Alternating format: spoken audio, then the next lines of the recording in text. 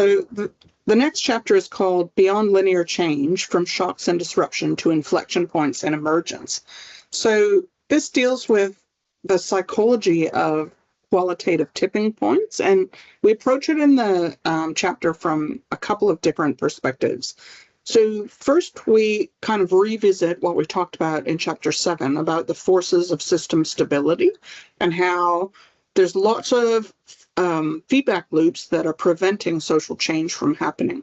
And this ties into the idea from the last chapter about these latent forces. So part of what's happening just before a dramatic social change is that the springs are being unhooked from, the bungee cords, and the momentum that's built up in the system is about to be unleashed. And that's actually a really interesting psychological concept that I don't think we've engaged enough in as scholars. And so, another way we talk about it is in the chapter is that there's this idea that what can be happening is that groups are actually moving in time and space. And in order to create this change, they have to kind of create cues and channels where energy is flowing into new times and spaces. And that can occur, in part by narrative changes. And the narrative change can be about, dramatic moments of failure and success. And we use that shorthand of failure and success to talk about the way that time that's occurring, of course, in a constant river is broken up psychologically by these big events. And the events can have positive or negative labels put on them. Our group succeeded, we won a battle, or we lost the battle.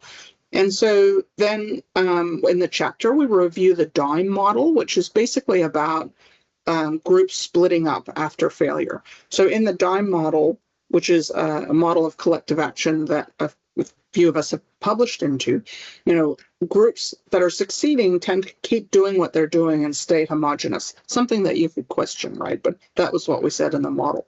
And then after failure, groups tend to split off into different trajectories. Some people that basically stop acting, some people that get really energized and double down on what they were doing and increase the urgency of their action, and some people that innovate and change trajectory. And so part of what's happening after this event, this moment where we lost a battle, is that some people are running away and some people are fighting the rear guard and some people are trying to think of something new. And we look at this in later in the chapter as also giving rise to these dynamics like mutual radicalization. So one side loses a battle, so they might radicalize to a more law-breaking or violent approach. And then the other side, the opponent groups, might meet that with their own experience of failure, and this dynamic could result in mutual radicalization, both sides escalating. And we talk about this also in relation to protester-state relations, where people can feel like their group is failing or experiencing a grievance and it's, nothing's changing, so they radicalize. And then the state also can radicalize away from democracy and introduce repression of protest and introduce attempts to stop people from dissenting. And so there's a mutual radicalization towards lawbreaking and violence, not just of protesters, but also of state actors. And, we spend quite a bit of time talking about how there's not enough empirical data relative to studies, but we do also talk about case studies and our own quantitative experimental research and simulation research, I think we might have touched on, that addresses these dynamics. I guess that's what I remember from the chapter. What about you, Cecilo?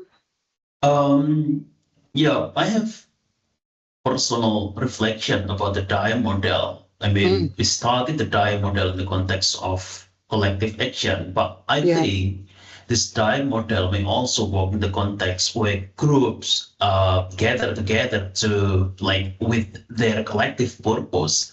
So the failure or the success in the context might be more related to the individual's perception about whether their collective purposes are achieved or not, and then the reactions about this evaluation might be also represented in the pattern of time, whether they choose to quit from their group for example, might be to save their self-esteem or to save their dignity because they feel embarrassed as a part of the failed groups, the collective purposes or fallen.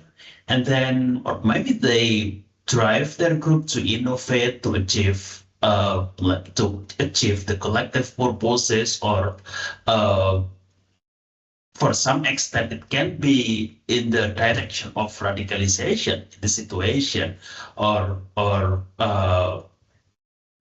or maybe energization because they think that we haven't worked enough to achieve whatever collective purposes we have.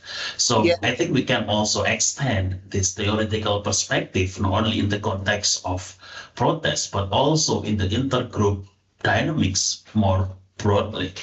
Yeah, I really agree. And even in the original theory chapters and in this chapter, we talk about how innovation is not just radicalization, it can also be de-radicalization. It could be like art and poetry as a response. And if we think about it, I like your point about bringing Dime into other group contexts like workplaces. It could even be looking at, projects of group expression, but that there's many different contexts where we see these trajectories of dropping out versus innovating versus doubling down. And it does build on a broader literature of people looking at coping, that also makes some of this point about divergence is part of responding to the challenge. And the idea that there's no such thing as failure or success on an objective level, like groups and individuals construct those perceptions. That's just such an important point not to fail to underline. What about you, Kiara? Yeah, I really enjoy this chapter. I'm a big fan of the Dime model, so that helps. Yeah.